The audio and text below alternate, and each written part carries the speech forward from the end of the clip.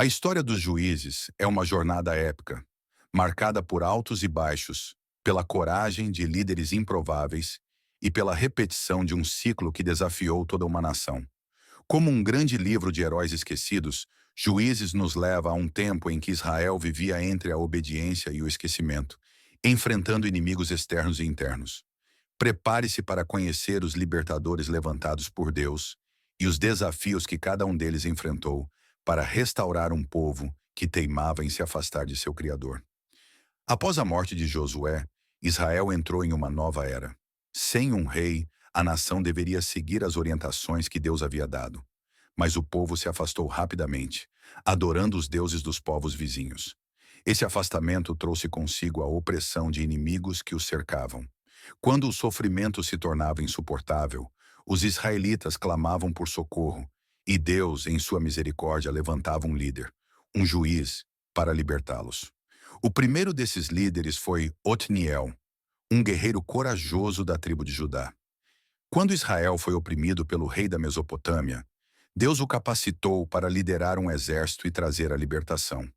Durante anos houve paz na terra, mas como sempre, o povo voltou a seus antigos caminhos e o ciclo se reiniciou. Eude foi o próximo juiz levantado. Ele era um homem canhoto, uma característica pouco comum e que se tornaria um fator essencial para derrotar o rei Eglon de Moabe. Usando sua astúcia, Eude entrou no palácio do rei, fingindo ter uma mensagem secreta. Com uma adaga escondida, ele executou Eglon e liderou Israel em uma vitória decisiva contra os moabitas. Mais uma vez, a terra teve descanso. Então veio Débora, uma mulher de sabedoria e coragem, a única juíza mulher na história de Israel. Sob seu comando, o exército israelita, liderado por Baraque, enfrentou a ameaça dos cananeus.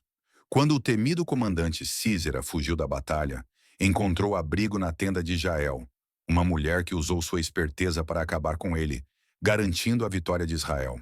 A paz durou 40 anos, mas a história se repetia. O povo voltava a se afastar de Deus e logo estavam sob a opressão dos midianitas. Foi então que Deus escolheu Gideão, um homem tímido e inseguro, para liderar Israel. Com sinais e milagres, Deus o convenceu de sua missão. Com um exército reduzido a apenas 300 homens, Gideão derrotou os midianitas, provando que a vitória vinha do Senhor, e não da força humana.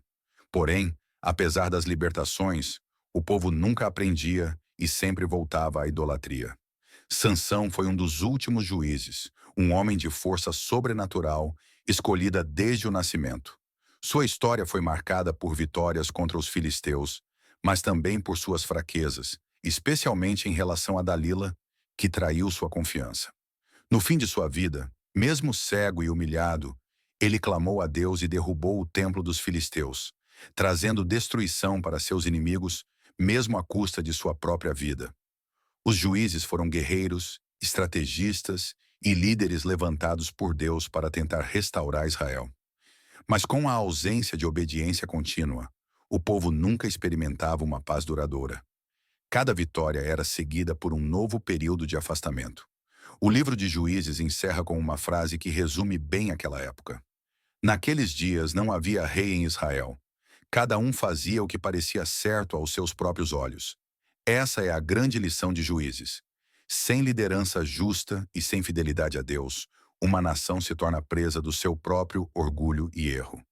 Mas também nos mostra que, mesmo nas piores crises, Deus sempre levantou alguém para trazer esperança. Os heróis esquecidos de Juízes nos lembram que, mesmo em meio ao caos, sempre há uma oportunidade para recomeçar. E você? Está pronto para se lembrar dos caminhos de Deus ou continuará vivendo segundo o que parece certo aos seus próprios olhos?